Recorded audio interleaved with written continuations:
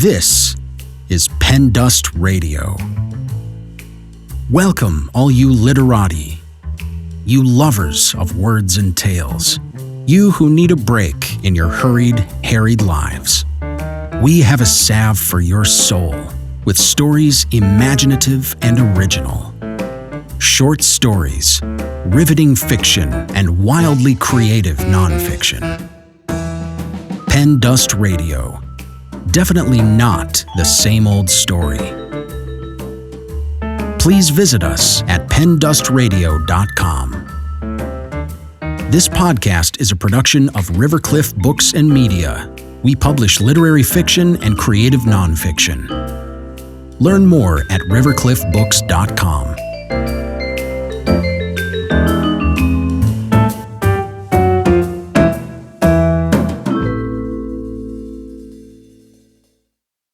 On a New Year's Eve morning, my friend Aaron and I eased his wife's Kia Sorento down an icy hill with a bunch of his guns in the back. We were leaving the suburbs of Northern California with a shotgun, 2 handguns, a .22 caliber rifle, 2 AR-style rifles, and a black powder muzzleloader to go shooting in a remote location. Our day, which involved a snow-filled ditch, the Department of Fish and Wildlife, a sheriff's deputy, and a temperamental muzzleloader, didn't exactly go as planned. I'm Emlyn Cameron. I'm a journalist living in New York City and a proud Columbia Journalism School alum. I work for Law 360's Tax Authority, and my writing has appeared in the Saturday Evening Post, Send Pundit, and The Independent. I also worked as a researcher for David Duchovny's latest novel, Truly Like Lightning.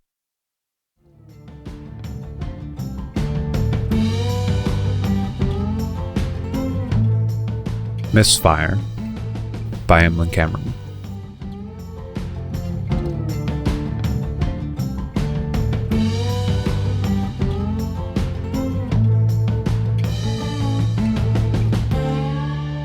It was the morning of New Year's Eve, and a friend of mine and I were easing his wife's Kia Sorento down an icy hill with a bunch of his guns in the back. My friend, who prefers I use the pseudonym Aaron Dandelion, is affectionately caricatured among our hometown posse as a gun nut.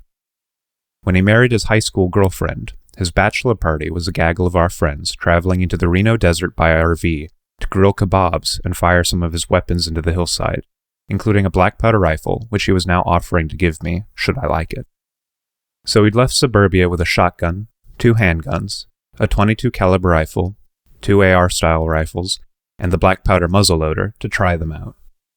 Entering more rural parts of Northern California, tract housing had given way to long strips of highway, snaking through snowy mountains and a forest full of massive evergreen trees.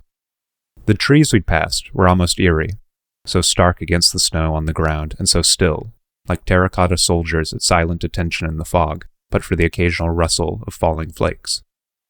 And then, high in the snow-covered mountains, where we were supposed to go shooting, the path had taken a noticeable decline. The path went steeply down, with obvious ruts of hard-packed snow. He started to drive the SUV slowly downhill, skidding slightly here, losing traction there. Now Aaron, whom I love, and whose friendship is one of the longest and most foundational relationships I have, sometimes does some stupid shit. Or at least, he does some things I and our other friends like to tease him about. Classics include trespassing alone in a quarry, approaching a precipice he thought looked unstable so he could take a neat photo, and then falling when the ground gave way. He can show you the scar on his wrist where doctors temporarily inserted a titanium plate after he climbed out with a broken arm. And spraying a canister of pepper spray, meant to deter bear attacks, into the air to test how far it would spray, only to have the wind change, pushing the cloud of capsaicin back towards him and his brother. And repeatedly treating his first car, a once operational Prius, as though it were built for off-roading.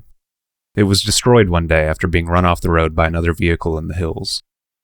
This legacy, but most especially that poor fucking car, flashed into my thoughts as he made uncertain progress down the snowy decline in his wife's SUV. Imagining what she might say if she saw her husband turning her Kia's chainless wheels towards the slush-covered descent, I asked him if he was going to tell her what we were doing.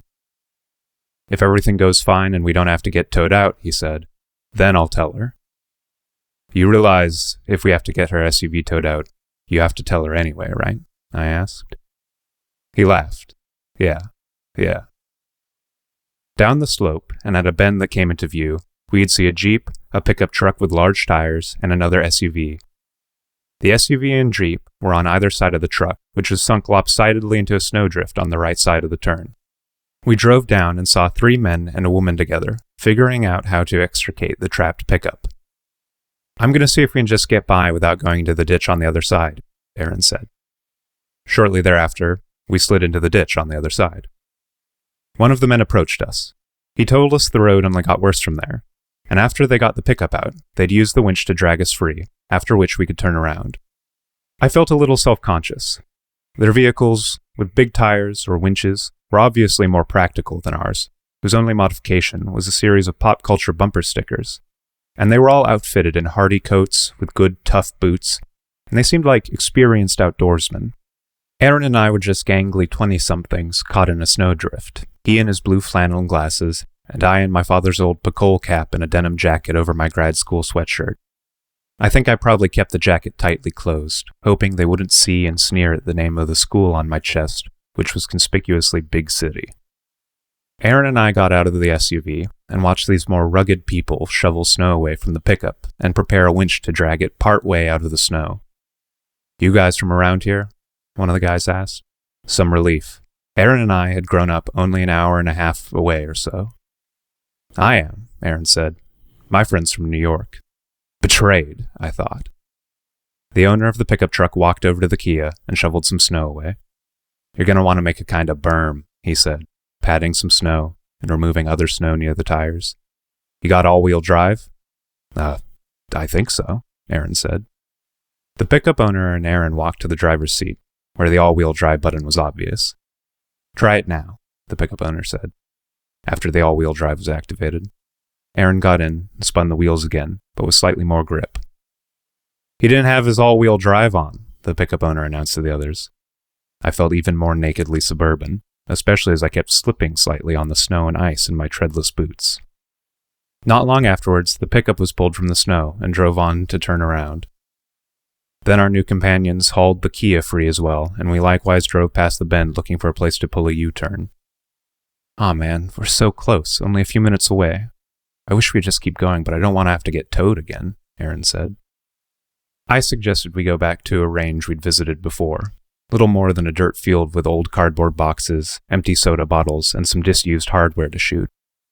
He'd not set out to go there initially because he found it disreputable, but what other option did we have? We got back to the bend, and the people who'd helped us said they would go on ahead, but we could meet them further on if the Kia got stuck again. After they left, we made slow progress part way up the path, skidded, slipped, and finally stopped dead, having lost almost as much progress as we made. Another vehicle pulled up behind us, and the driver taught Aaron to deflate his tires to get more traction. We were finally able to climb the path and escape. "Man, this is way better. This is like chains. Now I kind of want to go back," Aaron said. "Between the all-wheel drive and the deflated tires, I bet we could make it easy." But we thought better of it.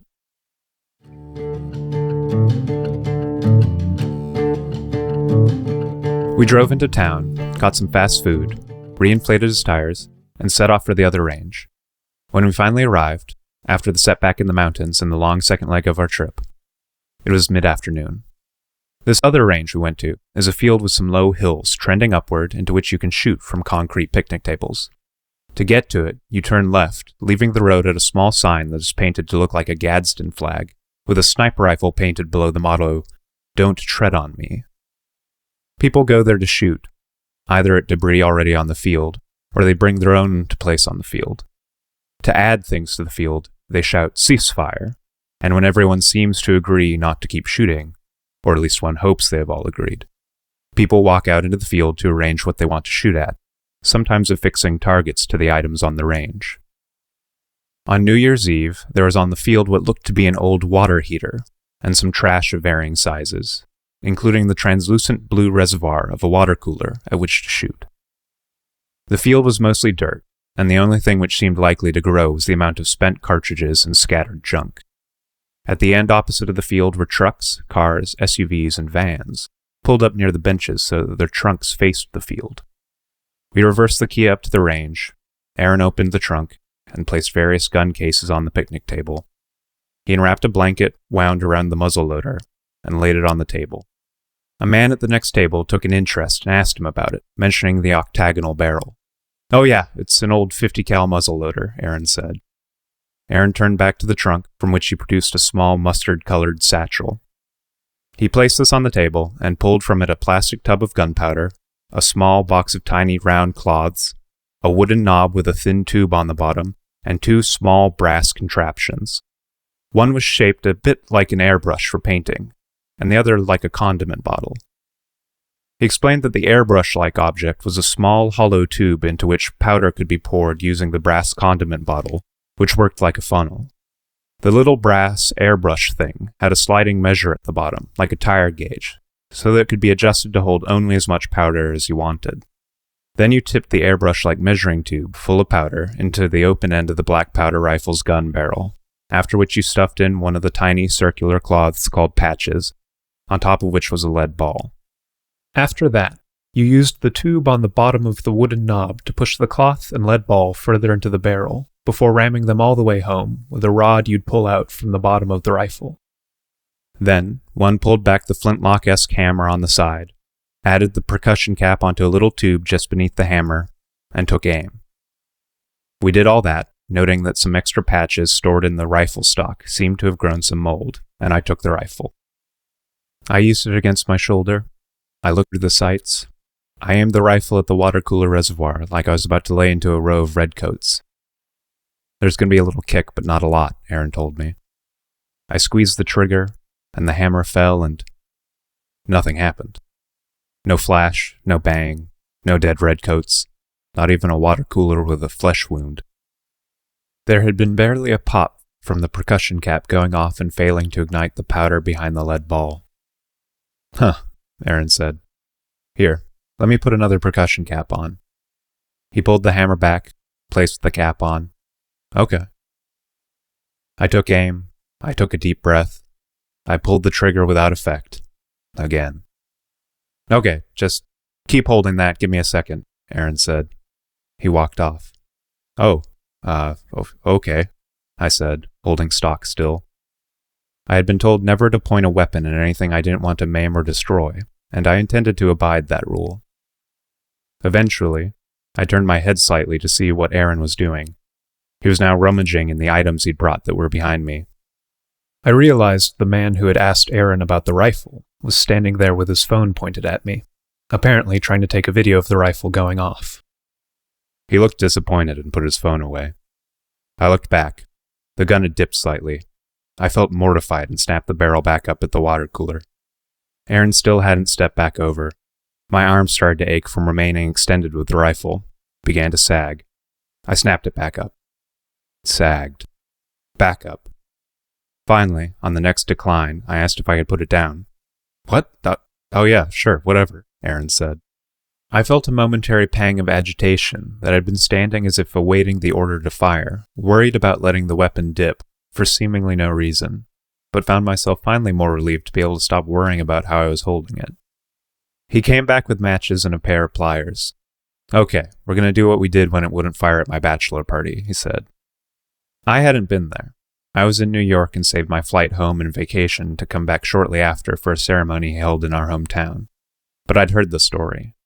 They had been shooting into the Reno Hills when the black powder rifle stopped firing, so Aaron had twisted off the tube where the percussion cap sat and stuck a fuse from a firework down into the powder and lit the thing like a cannon. Which had worked then. But the moment had also become one of those stories about Aaron.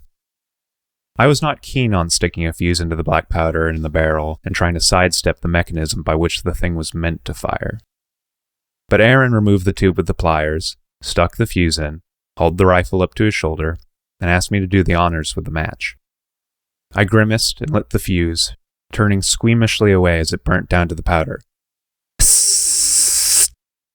And then nothing happened. It burnt right down into the area with the gunpowder, and the gun didn't go off.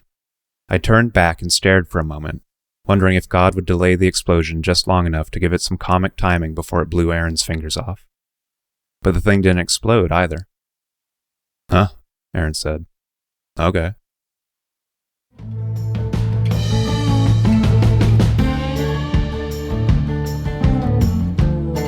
Aaron sat on the bench, with the gun pointed downrange. "Okay," he said. "Try again, but just put a match down into it this time." I thought about the increasing proximity of my fingers to the powder we were trying to explosively ignite, and grimaced harder. But I sat next to him on the bench and grabbed the box of matches. "Okay, go," he said. I lit a match and brought it to the hole with the powder, and it went out just before reaching it. I lit another, brought it to the hole, and stuck it in, accidentally squashing the flame without igniting the powder. Another match, into the hole. Nothing. Another. Nothing. Aaron did it this time. Nothing. Then he took the pliers and began using them to repeatedly crush the heads of matches over the hole into which he'd placed the fuse, letting the debris fall in to add phosphorus. The flammable powder of match head after match head disappeared into the little hole in the gun, where I knew there was gunpowder and a, so far, remarkably recalcitrant bullet. I saw images of the gun blowing up in Aaron's hand, my stomach hit with metal shards and splinters, and, maybe more painful than either, the two of us the subject of an odd local news story about the unfathomable stupidity of the young. And then he stuck a fuse into the hole in the gun again and told me to light it with another match, so I did. Nothing. Absolutely nothing worked. "Oh, come on," he said, sounding deflated. Finally, Aaron disassembled the whole thing until all that was left was a barrel with powder and ball inside, so he could look for another way to empty it. Not apparent, he said, "Okay, well that's trash now." And then he stuck the loaded barrel down towards the dirt into a clear plastic trash bag tied to a post by our bench. "Can't leave that there," I said. "That's just a bomb now." "The Forest Service comes here to clean like every couple of days. They'll have somebody who knows ordnance disposal take care of it," he said. I imagined getting called back from New York to give testimony in a case involving a lonely Forest Service employee disfigured on his day to do the trash run when a negligently abandoned gun barrel left in a plastic bag went off in his hand. "I don't know, man. I don't think we can do that. We should call someone," I said. Aaron walked over to the gun barrel, pulled it out of the trash bag, opened a bottle of water, and poured it down the barrel and into the hole towards the back. "See? That should render it inert," he said. Then he put it back in the trash bag, facing towards the dirt. "All right, let's show you how to use the shotgun next." He handed me a pump-action shotgun and placed 2 shotgun shells into the weapon. "This one will have more kick," he said. I brought it to my shoulder, pumped it, aimed, and pulled the trigger. And nothing happened. "Pump it and try again." I pumped it, the shell went flying, I aimed, and pulled the trigger. Nothing again. "No way," he said. He took the shotgun, pumped it, and then picked up the shells, inspected them, and hurriedly put them back in the shotgun, and then tried himself. Pumped, shouldered, nothing. Pumped, shouldered, nothing. He picked up the shells. No indentations. "The pin's not even hitting them," he said. He put the shotgun down. He grumbled about having to take it apart later and figure out how to fix it. "Okay, let's just do the 22 and the ARs," he said. Those 2 guns worked, and I had some fun firing the 22 and seeing the effect. I'm not someone who feels my masculinity validated by firing a gun. It doesn't strike me as requiring enough physical effort on my part to get that kind of job well done pride, but successfully hitting something always feels like a pleasant surprise. But when firing one of the ARs, I either missed, or the bullets hit the target so fast and hard they ripped through without jostling it. Either way, there was little observable result. Once I had gone through a few magazines, I set the AR down, and Aaron asked if I wanted to try the handguns. The sun was going down, and there wasn't much time left now after the setbacks before our New Year's party. I said I thought we needed to deal with the barrel, which was still sitting in the trash, full of damp gunpowder and ground-up match heads. "I think we've got to call someone," I said. "I don't know who we'd call," he said. "The sheriff?" I suggested. "The Forest Service handles this place. They clean it up all the time. It'll be fine," he said. "I don't want to risk it. If you don't want to be involved, that's okay, but I got to make a call," I said. "Nah, that's stupid. I'm not leaving you," he said.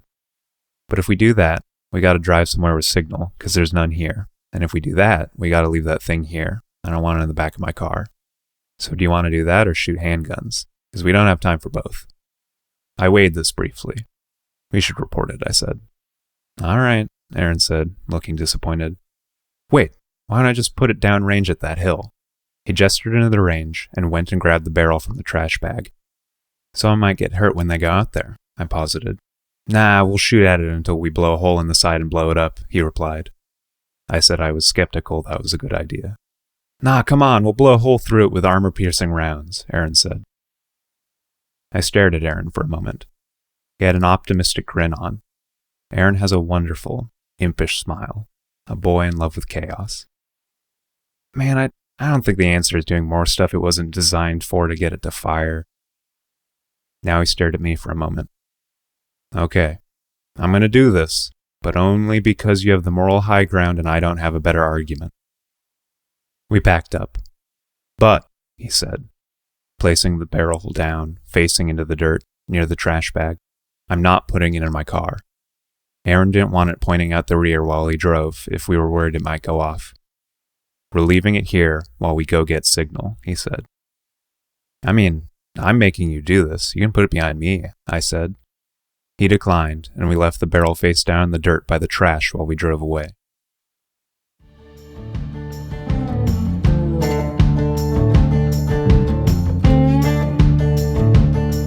When we got a strong enough connection to a tower, we looked up the range and called the associated phone number, which is actually for the Department of Fish and Wildlife. What follows is a combo of our recollections of the thrust of the next series of conversations we had with voicemails and local authorities. He called the Department of Fish and Wildlife, but it was late on a holiday and no one picked up. Aaron left a message explaining what we'd done. Then we called a local sheriff's department. The dispatcher answered, and Aaron explained again, stopping to clear up what a muzzleloader was, before the dispatcher told us we had the wrong county and redirected us to another dispatcher to whom Aaron also explained what we'd done and what a muzzleloader was. She then redirected us again to a sheriff's deputy, but the call went to voicemail twice before she told us he was probably outside of signal range and that we should just leave a message. Aaron did, along the same lines as with the Department of Fish and Wildlife, and I jumped in at a few points to prompt more information. A few minutes later, we got a call back. It was the sheriff's deputy. What's the problem? He asked. Aaron told him where we were and began to explain the situation. We were using a black powder rifle and it wouldn't fire, so we disassembled it and left it there so we could... Wait, what? The deputy asked, interrupting Aaron. We were firing a black powder rifle, one of those muzzle-loaded ones you pour powder into and then put a lead ball inside. Yeah, I've been around firearms all my life. I know what a muzzleloader is, but what happened? The deputy said, interrupting Aaron again. Oh, okay, Aaron said. He went over the story again. It wouldn't fire, so we left it there so we could get signal to ask somebody what to do. First thing you should do is go get your gun, the deputy said. Oh, okay. I just didn't want to carry it in my car if I could avoid it. They call that place the Hillbilly Shooting Range for a reason. You never know what'll happen there. You shouldn't leave that there, the deputy said. Okay, he said. All right, I'm going to tell you what we used to do when we couldn't get one to fire, I remember the deputy saying. Finally, a solution. You can try sticking a match down it to get the flame to the powder and get it to fire, I remember the deputy saying. Aaron thinks he might have said we could clear it out with a wire and then use a match or put a butane torch to the barrel until it went off. Either way, my head swam. Okay, Aaron said. And you should be able to unscrew the breech block and take everything out the back, the deputy said. You think so? Aaron asked. Aaron didn't think his muzzleloader was designed like that.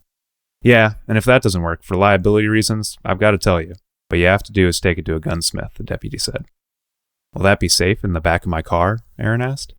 If you already poured water down the barrel and the hammer is separate from the barrel, it's not going to go off. You're fine, the deputy said. We hung up and drove back to the range.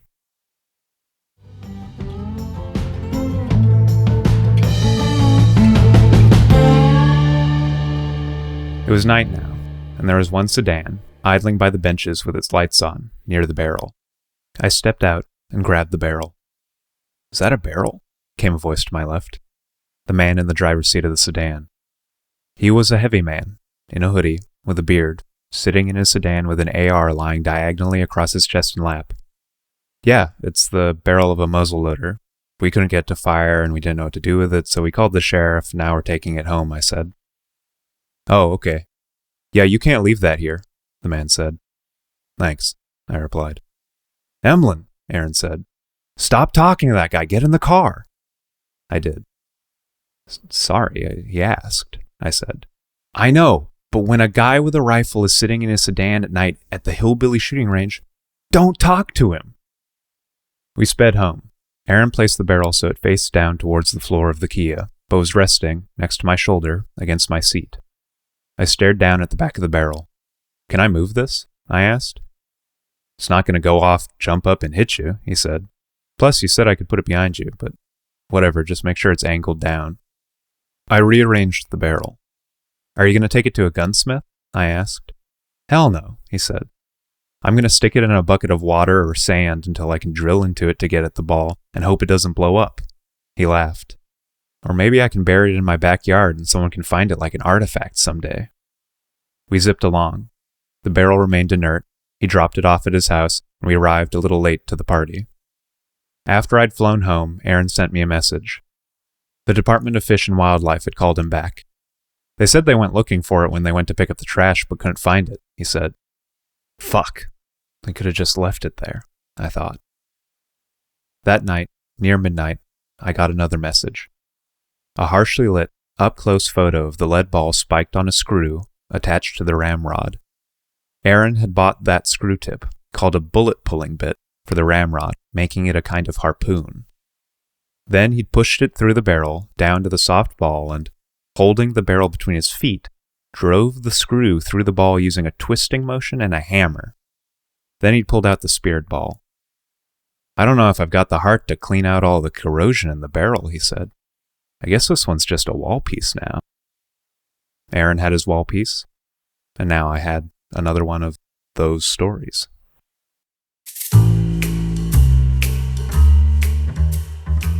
This story is copyright 2022 by Emlyn Cameron. This recording is copyright 2022 by Rivercliff Books and Media. All rights reserved. Thanks for listening to this episode of Pen Dust Radio. For more information or to submit your writing to the podcast, please visit pendustradio.com. This podcast is a production of Rivercliff Books and Media. Learn more at rivercliffbooks.com.